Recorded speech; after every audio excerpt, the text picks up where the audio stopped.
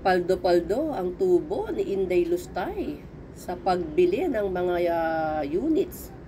Isipin nyo, sa motorcycle pa lang, 26 million po. 19 units, magkano ang isa? 1.3 million. Paldo-paldo po ang tubo ng lola ninyo. Laptops, bumili po ng 13 units, total of 3.9 million. 3.9 million, 13 units na laptop. Magkano isa? 300,000 ang kada isa. Dinaig pa ang Apple. Anong model kaya? Anong unit kaya yung ano? Anong model kaya binili nito na anong klaseng laptop kaya binili to? 300,000 ang isa. Diba? Paldo-paldo po ang tubo nito. Tiba-tiba na naman yung mga vloggers niya. CCTV. Bumili po ng 7 units. 7 units ng CCTV na ang halaga ay dalitin natin ha. Na ang halaga ay ito, ulitin natin. CCTV. Bumili po ng 7 units na CCTV. Ang total 1.484 million. Ang kada isang unit ng CCTV niya 212,000. Anak ko nang tinapa naman ng tubong lugaw. Tubong lugaw po si Inday dito. Tiba-tiba na naman. Tiba-tiba na naman po ang mga vloggers. May pambayad na naman sa mga vloggers at sa mga trolls. Kung ganito siya, magwaldas ng salapi ha, wala siyang pakialam sa presyo. Hindi ko alam kung wala siyang pakialam o siya yung nagpresyo nito kasi overpriced talaga siya, no? Overpriced. Sa market po hindi to papatak ng ganito kalaki. 'Di ba? Kamahal. OVP video room. 755,000. Ano pong klaseng video room 'yan? Papunta na sa 1 bilyon. Diba? Ganito gumastos si Sara. Paano pa naging presidente to? Wala, waldas to ng waldas. 2 set ng generator. 2 sets of generators. 665,000. Nasa 300,000 plus. Ano pa? Television. 6 na television. 379,000. Nagkakamurahan po ng television ngayon. Alam naman po natin yan. Pero kwentahin pa rin natin. Bumili po siya ng 6 na units ng television. So, ang bawat isa po mapatak po ng 63,000. Alam niyo po, kapag kasi ang bulky po, ang bibilhin, mas mura. Mas murang makukuha. Hindi kagaya ng sa market rate. Mas mababa pa yan. Kasi nga, bulk ang bibilhin mo. And, at the same time, government ang bibili. So, mas mababa po nila makukuha. Yung sa kanila, bukod sa hindi na siya market price, overpriced pa siya. Next tayo. Air condition. Air condition, yung air condition niya, yung parang split type lang yata, pero pumapatak po ng 73,000. 73,000 po, pumapatak. Diba, kamahal? Mia Marimar. Sunod tayo, cabinets. 250,000. 3 units ang binili. 83,000. Ano po bang klaseng yung cabinet? Galing ba yan from royal family? 250,000 tatlong cabinet. 83,000. O ito, Apple MacBook. O tingnan nyo na. Apple MacBook ha. Ang Apple MacBook, bumili po sila ng ilang Apple MacBook, 2 units. Diba? So, nagkakahalaga lamang ng 120,000.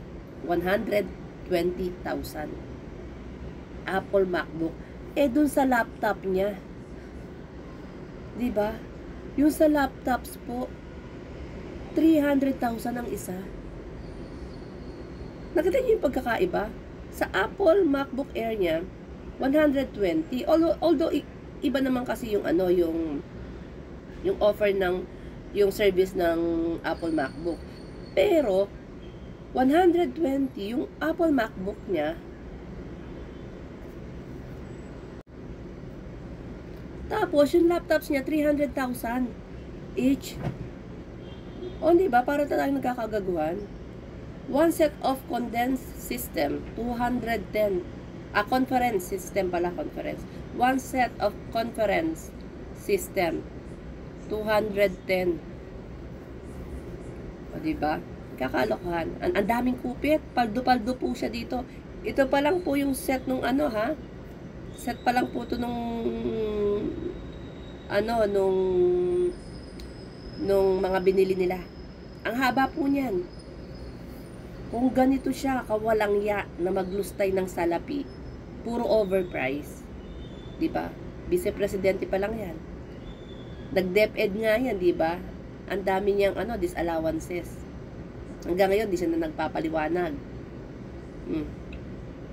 Di siya nagpapaliwanag. Sabi niya nga, nasa korte na daw yung yung kaso, hindi na pwede pag-usapan. Doon siya nagtago. Diba? O, para din si Polong. O, yan.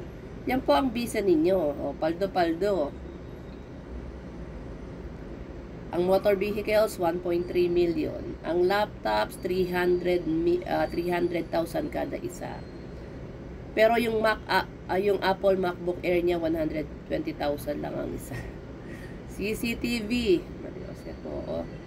CCTV, nasa 200,000 ang kada isa. Diba? Grabe itong kawalang yaan. Dapat ito alam mo, may mali ang COA di ba? Dapat ang COA, inilalabas nila yung report nila bago mag-budget deliberation, bago po ipasa yung mga budgets ng bawat ahensya ng gobyerno, bawat agency, di ba? Para na-question. Na-approve na yung yung budget ni Sara ng 2026. Tapos ngayon nyo lang ilalabas ito. Di ba? Ano pa ang silbi ng COA? Dapat inilalabas po ito bago magbigay uli ng budget. Kamukha niyan, na-approve na yung yung budget ni Inday ng 2026. So hindi na ito maka-question. Kailan pa ito maka-question? Tapos na. 'Di ba? Dapat bago na ibigay yung yung budget ng 2026, itinanong muna ito. Kasi overpriced. Wala rin kwenta ang COA Wala rin kwenta ang COA. Walang silbi. Yung mga politiko natin, for sure, hindi naman nila yan di ba? Yung mga politiko natin, sinecheck ba nila lahat? Ito nga kay lagi nakakalusot kay Inday. O di ba? Ano ang pakinabang ng COA report kung tapos na ang ma-approve yung budget ng mga politiko? Hindi ba dapat ganun ang sistema? Di ba ganun dapat ang sistema ng ng COA? Third quarter, kailangan naglalabas na sila ng mga ng mga gastos ng mga politiko. Hindi yung tapos na, binigyan mo na uli ng panibagong budget, in-approve na, tsaka kung nyo ngayon ilalabas yung report, tapos makikita natin overpriced. Na-approve na yung budget niya for 2026. So hindi na siya na-question. Mali rin din yung kasing sistema. 'Di ba? Nakakapagigil ang mga ng mga gobyerno.